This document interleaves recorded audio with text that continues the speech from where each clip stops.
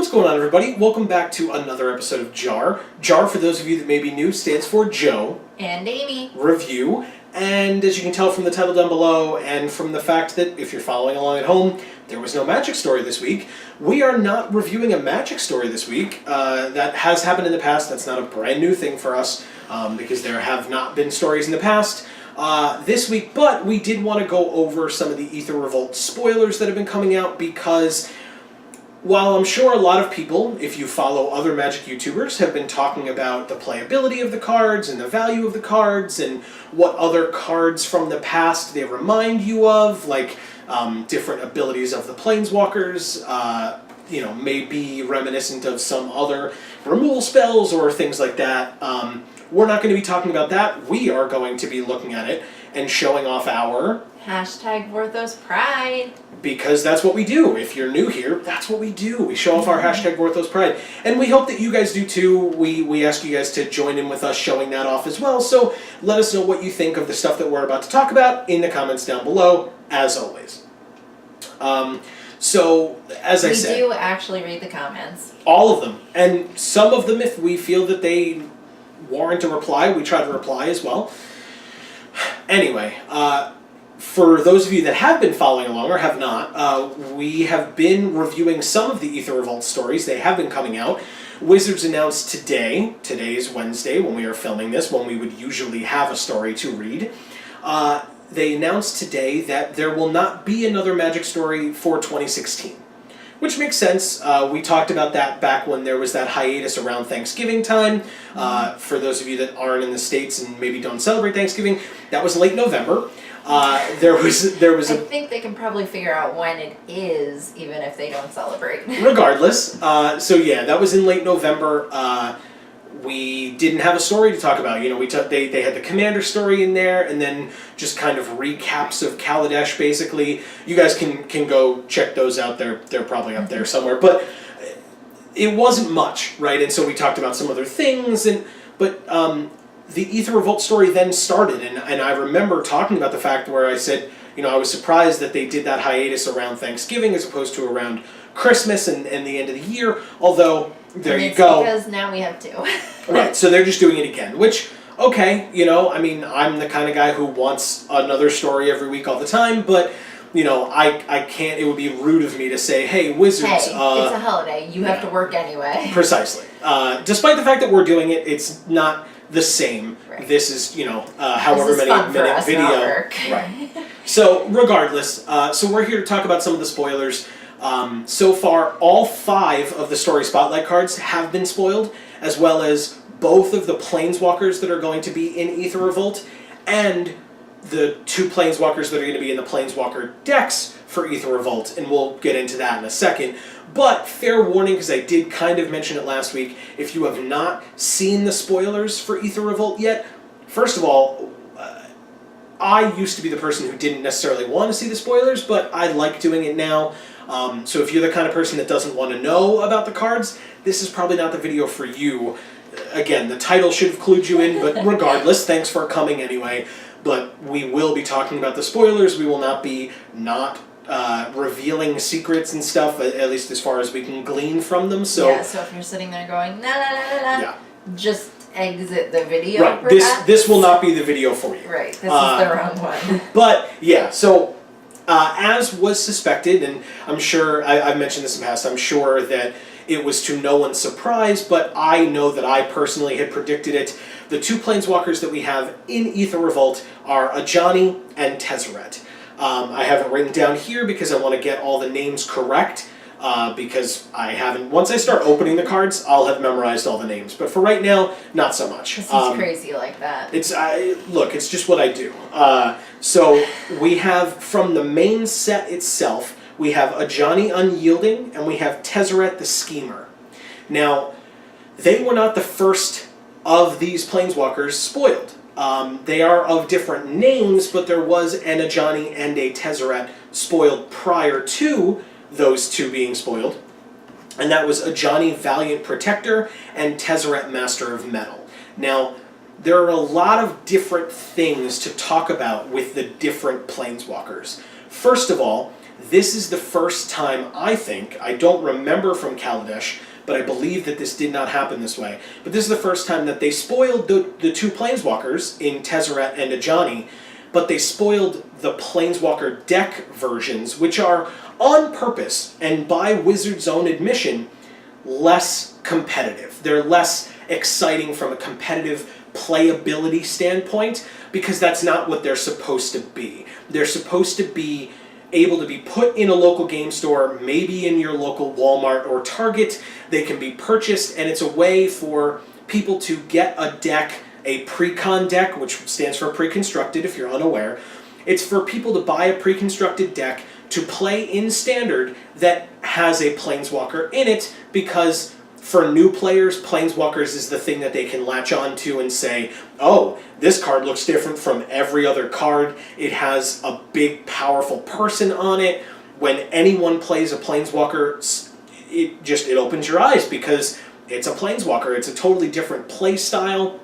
So it makes sense that they would want it to be more accessible to newer players who may not have powerful cards to trade to get a Planeswalker, or, they don't necessarily want to have to buy a booster box, where sometimes you don't open Planeswalkers in a booster box. I mean, it's few and far between, and it's unfortunate, but it does happen. And a booster box is a lot of money to drop to open one Planeswalker, maybe two, that aren't necessarily in the same colors, and so you might not have a viable Standard deck out of opening one booster box, and like I said, that's a lot of money to drop. So, yeah, especially for a new player who's really just trying to sort of feel out and decide if Magic is even something that they want to do on a consistent basis. And if they're trying it out and their first experience is a terrible experience because they can't possibly afford to get any good cards, then they're not going to stick around. Right. And from a technical standpoint, and from those of you that understand at least business, I'm sure it's in many different worlds, but I know in the business world it's a big thing, that's something known as a barrier of entry. Where if you don't have the money to be able to enjoy yourself, even a little bit, playing the game, it's a barrier of entry, and you're not going to be able to join in on that world. And for those of us that love Magic the Gathering, excluding people because they don't have enough money is not the way to grow the game that we love. I'm sure all of you guys know that just as well as I do.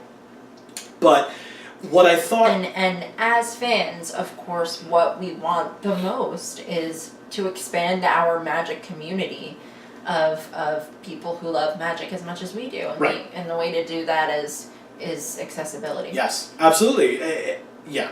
And like we've talked about on this show in the past, accessibility is a big thing, and people can love Magic in many different ways and for many different reasons. It doesn't have to be, a grinder going out to try to win the Pro Tour. It can be for so many different things, including being a Vorthos, showing off your Vorthos pride, talking about the stories, etc. So, but from a business side of it, since I was talking about that for a second, I just want to talk about the spoilers themselves and the fact that they released these spoilers of these two Planeswalkers that were met by, at least the people that I heard talking about it, with a lot of, ire. And people were like, oh, these cards suck.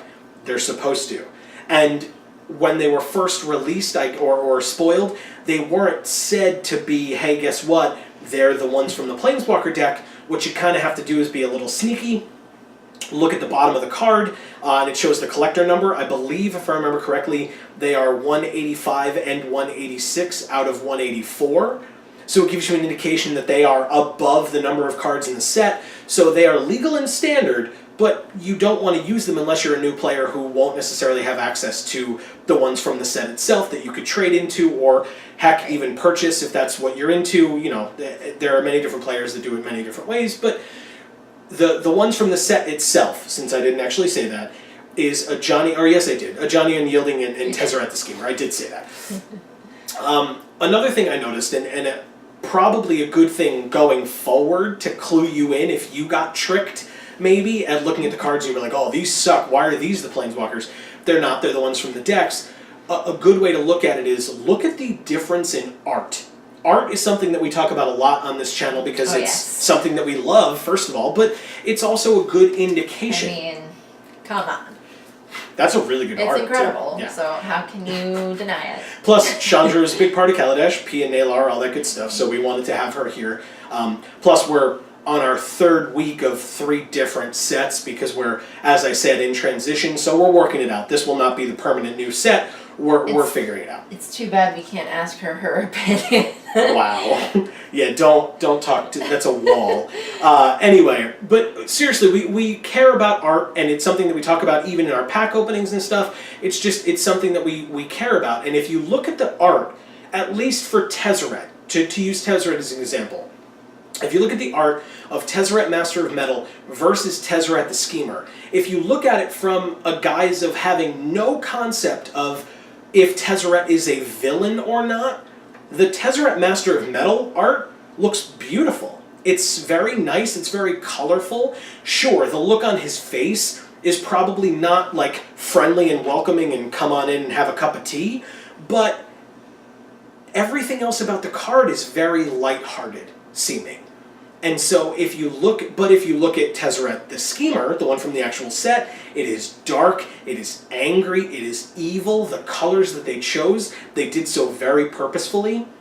But if you look at it once again from a business standpoint, if you want to draw people in, seeing Tezzeret Master of Metal and a Johnny Valiant Protector, I got it, on the shelf, as a new player, it's colorful, it's bright, it attracts your attention, and it's something that you want to go for. And again, from a business standpoint, that makes perfect sense because you don't... I guess it's not unlikely because of the way that they've been doing it, but I guess if you came in knowing the story and then you were like, hey, I want to buy one of these Planeswalker decks and I want to buy Tezzeret, you might look at that and say, hey, last week Tezzeret was kind of a jerk. Why does he look so bright and fun? And then you see the one from the set and you're like, oh, there he is. But again, you have to look at it from their target audience with that card, and I think that that's why. Right.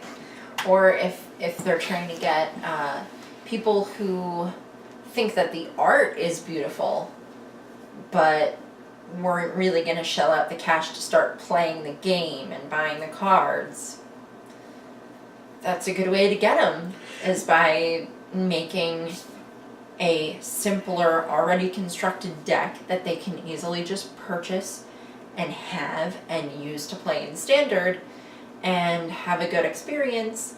And they're actually going to want that card because it's not all gray. But, now, it's funny, I was actually just going to say, please don't get us wrong. I think that in its own way, the Tezzeret the Schemer art is beautiful. It looks fantastic, and it evokes exactly what a Tezzeret card should evoke. It's dark, it's gritty, it's evil, and for that reason I think it's beautiful. It's not traditionally like bright and colorful and beautiful, but I love that art. No, I don't like either of them. The one with Tezzeret that I like... Was the Master of Metal? Oh, Battle at the Bridge? Battle at the Bridge. We'll talk about that in a second. That card does look absolutely fantastic. That one is gorgeous. It's really, really nice, with all like the swirling liquid metal and all around it. And it's badass at the same time. Oh yeah. Yeah, it's really, really cool. So, and it's funny, I was going to get to that now. So, hey, Amy, nice segue without even knowing that that's where I was going. You're welcome. That's what I'm here for. I guess. But yeah, that was, well actually, yeah. So that was the Planeswalker cards. Again, let us know what you think of the Planeswalkers down in the comments below. Do you agree with us on the art? Do you think that the Tezzeret the Schemer art is beautiful? Do you think Battle of the Bridge is better? There are 3 different arts with Tezzeret on them in this set that we've seen so far. What do you guys think so far? Let us know. Or maybe you hate which them one's all. your favorite. Also fair. I mean, anybody, you know, whatever you think. Because there was, I'm not going to remember the name of the card, despite what I said earlier, but there was the card in Kaladesh, the instant or sorcery that had Tezzeret on it, which looked amazing. I'm picturing it, but I can't remember the name either. Really, really cool. So maybe that one's your favorite. Maybe you like that better than all of the ones from this set so far. Who knows? But so one of the other things, as we said, that was spoiled was the 5-story spotlight cards, which is something that we very much care about on this channel because we read all the stories. Yes. So far in the stories, I was going to say we're at full swing in Aether Revolt, but we're really not. We've started, don't get me wrong, and it started off strong, just like Kaladesh did, but we haven't really gotten into the meat of the story yet. We're kind of building up to it, which is fine. That makes perfect sense. But we kind of have all the key players. We know where they're all going at this point. And now, hopefully after this break, they'll just ramp it up now that all of this stuff has been shown. So we have the first story spotlight card technically in the story has already been shown because it's just a continuation of Confiscation Coup, which is Consulate Crackdown. So, first of all, can we talk about the fact that all four of these cards, or both of these cards, have 4 words in the title. All of them are C words. I don't know if that is on purpose or not, but very well done. Confiscation Coup and Consulate Crackdown, all different words as well, so it's not like both relate to the consulate where you can be like, well, of course. I think that's something you notice that you like and care about, and I think it's something that pretty much no one else That's does. fair. Totally fair. I am my own person, so... That's for sure. I am my own unique person, and that may be a good or a bad thing, depending on what you think. But leave it in the comments. Yeah, leave that in the comments, but like, let us know if you noticed that as well. Maybe I'm not the only one. Maybe there is somebody out there. Maybe not.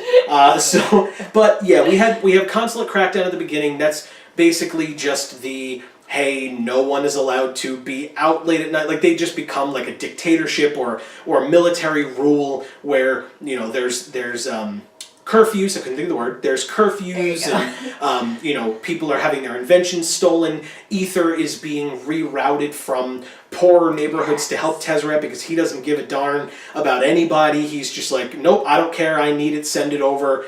And, you know, poor people are having a harder time, which is where the second story spotlight card comes in. Politically appropriate. Okay, I'm sorry. Yes, very politically appropriate. It's topical, and yet, unfortunately, it doesn't necessarily have to be because it's happening right now. It's just a thing that happens in our lovely world that we live in, and we're not going to go any further than that because not a political show.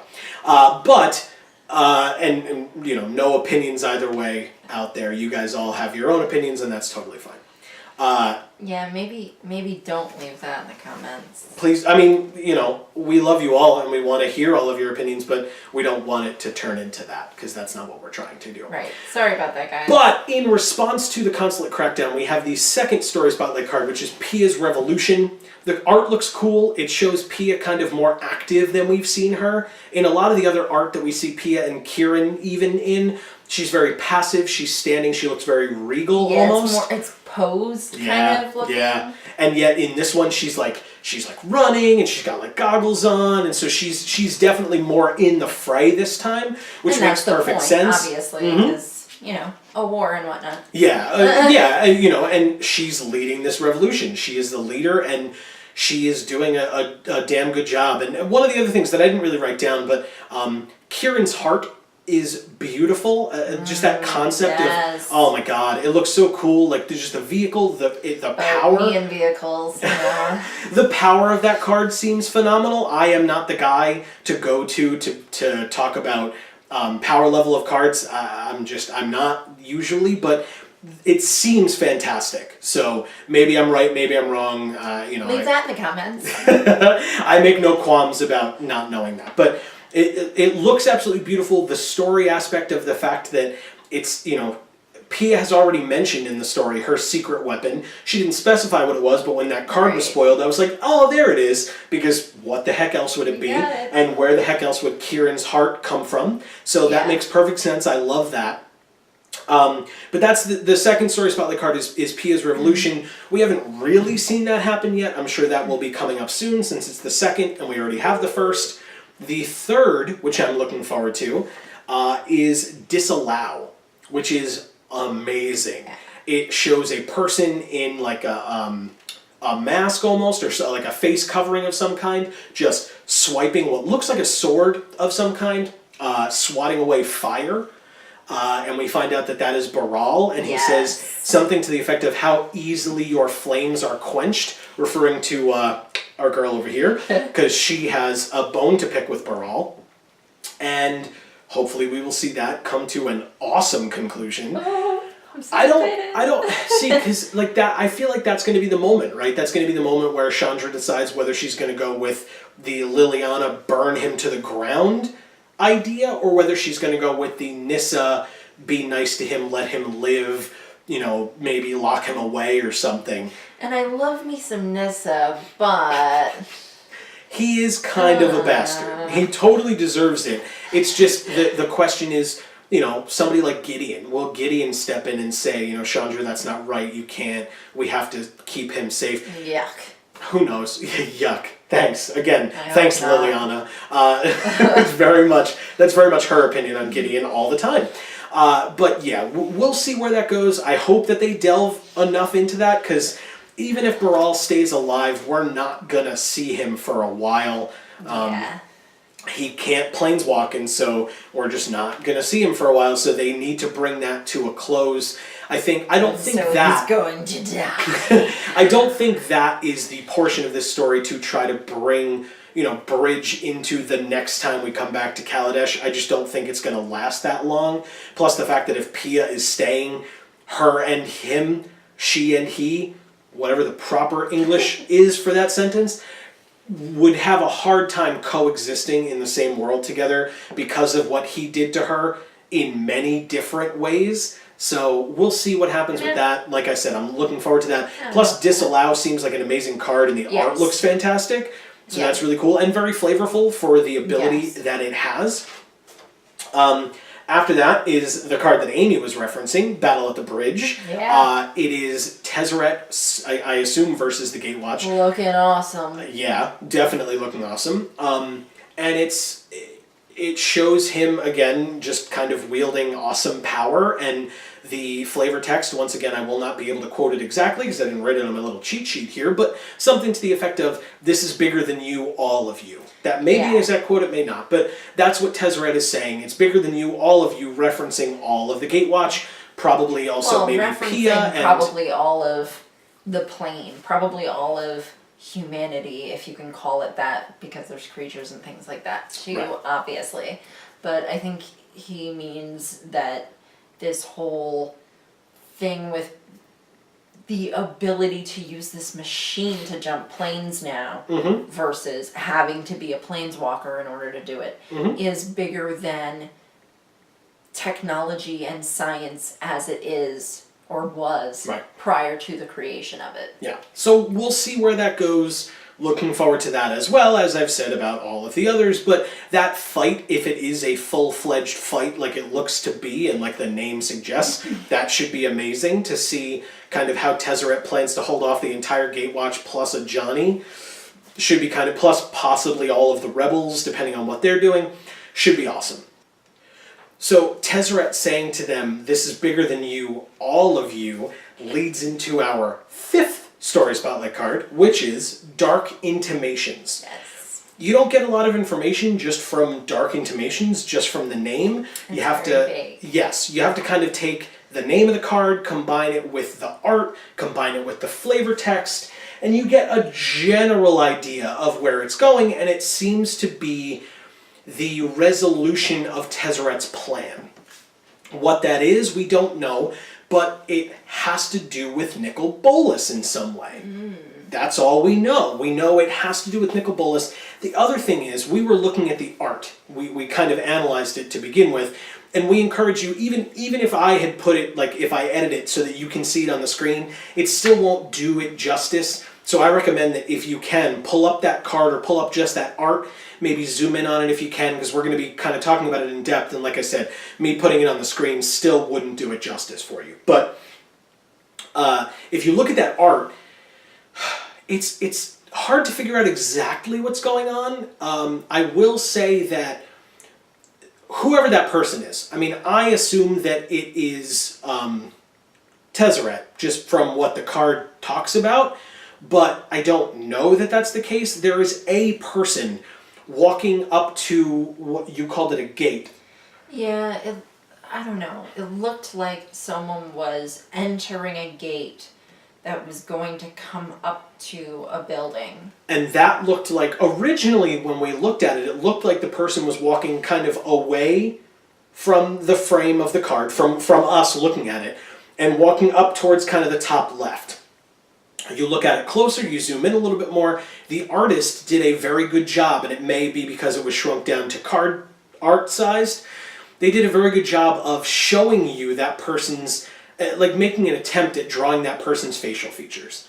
And so if you zoom in and you see it really well, and again, when we read the story, I'm sure, and we get to that point, I'm sure that art will be much bigger, it will be much easier to see, and then we'll be able to look at it and go, oh, that's what it is. Right now, we can't do that. We don't know. Anyway, we saw the person's face. Yes, and so if you look at their facial features, walking this way. it looks like they're walking towards towards the bottom right of the card art. And that means that they are just beginning their walk through this kind of framed walkway area. It seems to be framed by something Kaladeshi. There's a lot of filigree there. Maybe it's a vehicle. Maybe it's part of a building. Maybe it's something that we're just not aware of at all. It looked like a gate, but it could also, from all that dirt and dust and mist that's all around it, we also get the impression that maybe it was a vehicle that crashed and broke apart into two pieces, and this is just a person walking between the two pieces. We're not really sure. The other thing I wanted to talk about is the fact that it's so outside of every landscape that we have seen in Kaladesh. It's totally possible because it references Nicol Bolas and because we have a general idea of what is to come in Amonkhet, which is an Egypt desert-themed set. It is possible that Dark Intimations does not depict Kaladesh. It is possible that it depicts Amonkhet. Now, those things, as I said, look very Kaladeshi, but if Tezzeret was able to make the teleportation ring work, then he could have brought stuff from Kaladesh to There's so many ways it could go. So that's our thoughts. These are pure speculations. We have no inside information. I wish I did. But that's kind of what it looks like to me. If you do, leave it in the comments. If you've heard anything, I doubt it. But these are theories right now. We can talk about them, but that's about all they are. But it seems like it's going to be really cool. I mean, I've said many times. I'm excited. And I will say many more times. I am also excited. But I've said many times, and I will say many more times, they needed something big to follow the Eldrazi, and I think they've done a darn good job. Like I said, I think so too. We will have to see where it goes, because we haven't fully heard Tezzeret's plan, and or Nicol Bolas's plan. Once we do, we might turn around and be like, oh, that's kind of lame. Although I doubt that that is what is going to happen. That's just me, personally. Now, the last thing that I wanted to talk about today is a tip of my cap to Amy for getting it right, because I said that I believed that it was not going to be the case, and I was very wrong, because she's the smart one, and that's just how it goes. Oath of Ajani has been spoiled. Once again, same way with Oath of Liliana, I don't know why it wasn't a story spotlight card, but I kind of understand it because they're doing bigger things with the story. Right. We don't know when the Oath of Ajani is taken, whether it is after all of the Tezzeret business and after Dark Intimations, which is kind of what it was in Oath of the Gatewatch, where, or not Oath of the Gatewatch, excuse me, in Eldritch Moon, when Liliana takes her oath, she takes it after the 5th story spotlight card, after Emrakul is imprisoned in the moon, after she helps him with all that. That's when she takes her oath. Maybe they're doing that again, where after the 5th story spotlight, Ajani takes his oath. Does that mean he's going to travel around with them? Does that mean that he's just going to be an agent for them kind of along the sides? We'll see how it plays out. But I think also a good way of looking at that might be that perhaps they have so many plans for the Gatewatch so far ahead of time. Because, you know, wizards, they plan for stuff years and years and years in advance. Maybe they have so many plans for all the members of the Gatewatch that the oaths aren't as important, because maybe we're just going to see them every time, you know? Well... And so the point at which they begin their journey with the Gatewatch is not as important as the journey with the Gatewatch. Well, and we've talked about in the past the fact that, I mean, if you're just going to cycle through the same 5 planeswalkers in every set, to some degree. It's gonna get boring. It's going to get boring, and I mean, I don't want to doubt Wizards R&D, but there's only so many different ways that you can make a Chandra or a Jace or a Gideon or whatever. But I also want to talk about, in terms of them planning things way into the future, there was that leak, possibly, we can talk about it, but I don't want to say this is definitively what it is and there's no question, because there is a question.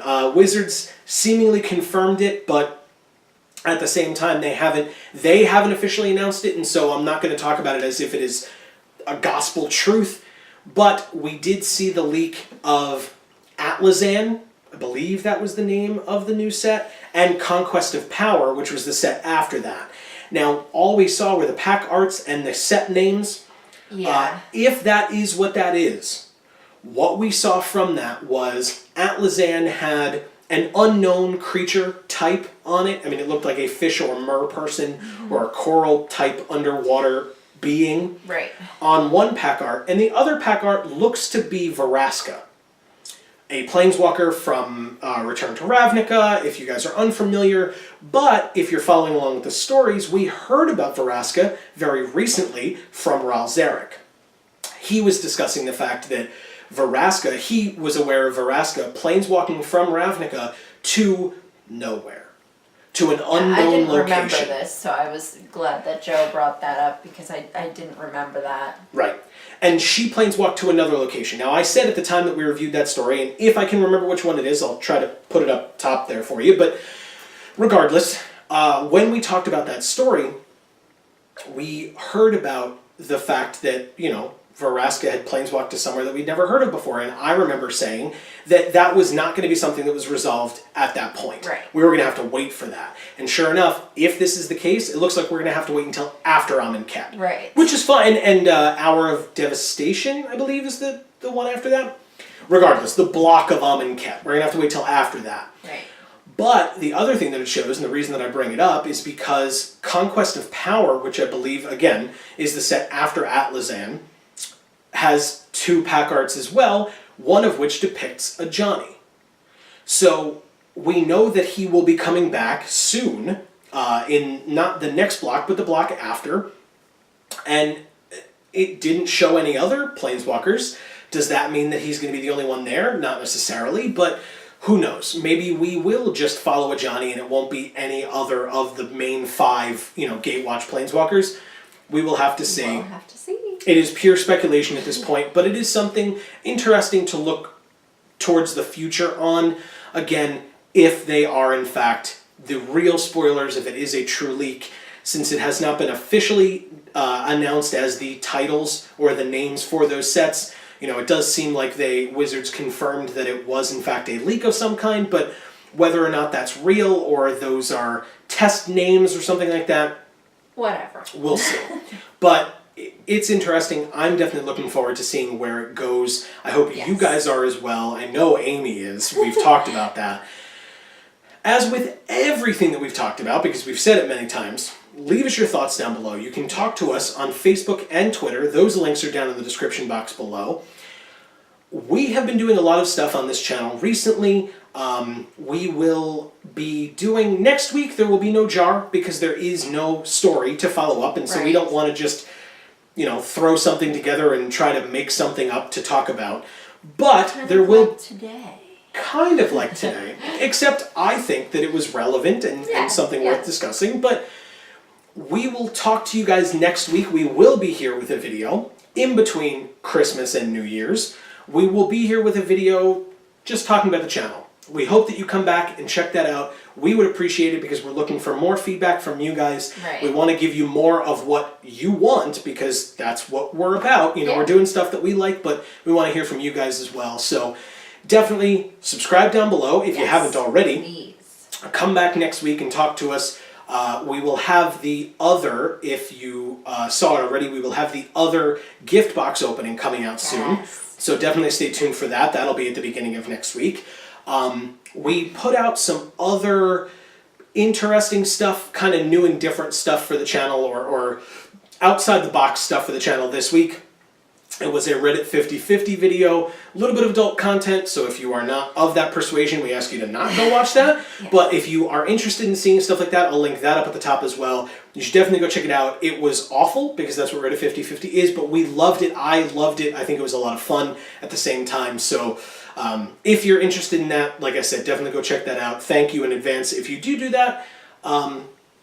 But as we are closing out this jar, the last jar of 2016, so Yes. thank you guys for helping us make JaR what it is, making it this much fun. You know, we've enjoyed all of these. Yes. You guys are the best for watching them all, for sticking with us, for coming back every week and giving us your feedback, positive and or negative. We appreciate both, because we want to hear from you and hear how we're doing. So thank you guys so much for that.